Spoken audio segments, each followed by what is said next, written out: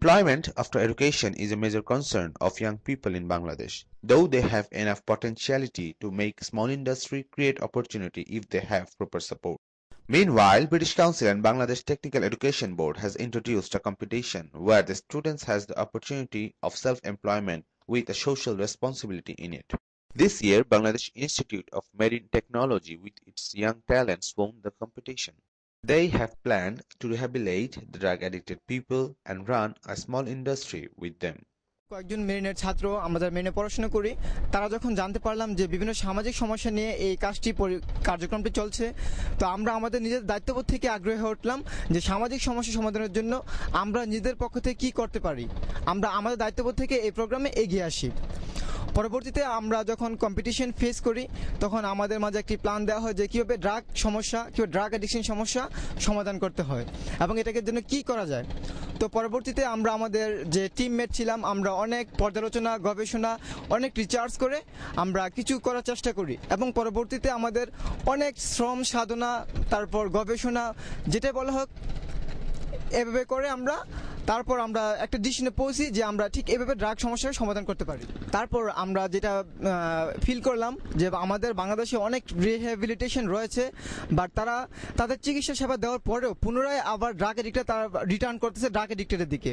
তো সেই বিষয়ে আমরা সলভ করে আমরা চিন্তা করলাম যে কীভাবে তাদের যদি আবার পুনরায় না হয়, তাদের পুনর্বাসনে যথোপযুক্ত হয়, তারা পুনরায় তারা ড্রাগ এডিক্টেড না হয়, সেজন্য আমরা চিন্তাভাবনা করতে শুরু করলাম।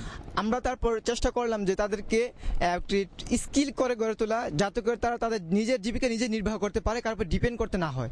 পাশাপাশি একটি মোরাল এডুকেশন প্রোভাইড করা যাতে করে তারা নৈতিকতা বোধ থেকেই তারা এই ধরনের ড্রাগ এডিক্ট থেকে বিরত থাকতে পারে। আর এই উদ্দেশ্য সামনে রেখে আমরা আমাদের প্রজেক্টে বাস্তবায়ন করে সামনের দিকে এগিয়ে যাই। আমাদের প্রজেক্ট বাস্তবায়ন করার জন্য সর্বপ্রথম যে কাজটা ছিল সেটা হচ্ছে যে আমাদেরকে জায়গা খোঁজা। আমাদের এই প্রজেক্টকে বাস্তবায়ন করার জন্য সবচেয়ে গুরুত্বপূর্ণ এবং কঠিন কাজ যেটা ছিল সেটা হচ্ছে এডিক্টেড পিপল যারা তাদেরকে জায়গা দেয়া।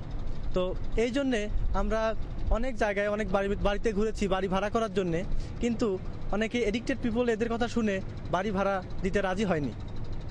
আমরা পরিশেষে এক পর্যায়ে ফ্রাস্ট্রেট হয়ে গেলাম। তো আমাদের একাডেমিকে জানালাম যে আমরা এই প্রজেক্টটা বাস্তবায়ন করতে গিয়ে অনেক ব্যর্থতা পর্যবেসিত হচ্ছি। তো ওনারা আমাদেরকে এই ব্যাপারে সহযোগিতা করলেন। তারা আমাদেরকে 1 বছরের জন্য একটা জায়গা নির্ধারণ করলেন এবং সেখানে আমরা লিজ নিয়ে আমাদের উক্ত প্রজেক্টকে আমরা বাস্তবায়ন করলাম এবং যথেষ্ট সফলতার সাথে এটা আমরা বাস্তবায়ন করছি। পরবর্তীতে আমরা যখন জায়গা খুঁজে বের করলাম তখন আমরা সবচেয়ে বড় সমস্যা ফিল করি যে তাদেরকে কোন বিষয়ে প্রশিক্ষণ দেওয়া যায় এবং কোন বিষয়ে প্রশিক্ষণ দিলে তারা নিজেরা স্কিল ফর এমপ্লয়াবিলিটি ভালো গ্রহণ করতে পারবে। যে তাদেরকে আমরা মোটর ওয়াইন্ডিং ইলেকট্রিক সার্ভিসিং এই ধরনের কাজ আমরা শিক্ষা দেবো, কেননা সমস্ত যারা ড্রাগ এডিক্টেড সবাই একই এডুকেশনাল ব্যাকগ্রাউন্ড থেকে আসে না। টেকনিক্যাল ট্রেনিং দেওয়ার জন্য আমাদের বেশি কিছু করতে হয়নি। আমাদের প্রতিষ্ঠানের টিচাররা ছিল, ওনারা আমাদেরকে হেল্প করছে। ড্রাগ এডিক্টদেরকে ট্রেনিং দেওয়ার জন্য যেসব ইকুইপমেন্ট দরকার ছিল, টুলস অ্যান্ড ইকুইপমেন্ট, সেগুলো আমরা প্রাথমিক পর্যায়ে সংগ্রহ করি। তবে কিছু কিছু অংশ যেগুলো বাকি থাকে সেগুলো ইনস্টিটিউট আমাদেরকে দিতে সমর্থ হয়।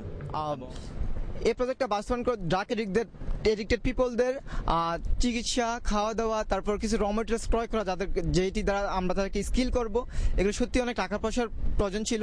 তো সেক্ষেত্রে আমরা ব্রিটিশ কাউন্সিল থেকে যথেষ্ট সহযোগিতা পাচ্ছি, পাশাপাশি আমাদের প্রতিষ্ঠান থেকেও আমরা পর্যায়ক্রমিকভাবে যখন আমরা সকল প্রতিবন্ধকতা পেরিয়ে এসে আসলাম, তো এই চিকিৎসা সেবা যাদেরকে দেওয়া হবে সে ড্রাগ এডিক্টেড পিপলদেরকে কালেক্ট করা সত্যি একটা বড় কাজ ছিল। এই জন্য আমরা প্রথমে যেটা করেছি যে বিভিন্ন ফ্যামিলি ওয়াইজ আমরা তাদের ফ্যামিলিতে গেছি। ফ্যামিলিতে যাওয়ার পর একটা সমস্যার সম্মুখীন হচ্ছে, এটা হচ্ছে যে ফ্যামিলি বর্ডাররা রাজি হইলে যে এডিক্টেড ও রাজি হচ্ছে না, আবার এডিক্টেড পিপল ছেলে রাজি হইলে দেখা গেছে যে তার ফ্যামিলি বর্ডার রাজি হচ্ছে না। এভাবে আমরা 50টারও বেশি ফ্যামিলিতে কালেক্ট করার জন্য গেছি। আমরা ব্রিটিশ কাউন্সিলের প্রতি অত্যন্ত কৃতজ্ঞ যে তারা আমাদেরকে নতুন করে ভাবতে শিখিয়েছে যে কিভাবে পড়াশোনা শেষ করার পর চাকরি পিছনে না ঘুরে নিজে কিছু করা যায়, সেলফ এস্টাবলিশ হওয়া যায়। কারণ এই আমাদের যে নতুন চিন্তাভাবনা, সৃষ্টিশীলতা, উদ্ভাবনশীলতা সেটা একমাত্র ব্রিটিশ কাউন্সিলের মাধ্যমে আমরা পেয়েছি। এই জন্য আমরা ব্রিটিশ কাউন্সিলের প্রতি অত্যন্ত কৃতজ্ঞ।